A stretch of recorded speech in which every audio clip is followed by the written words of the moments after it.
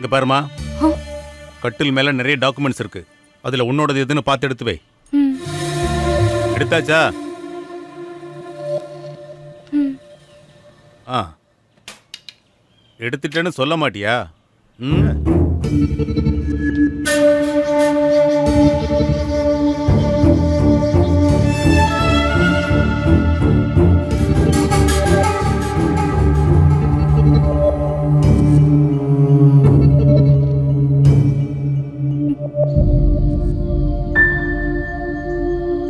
சந்தோஷம் தானே?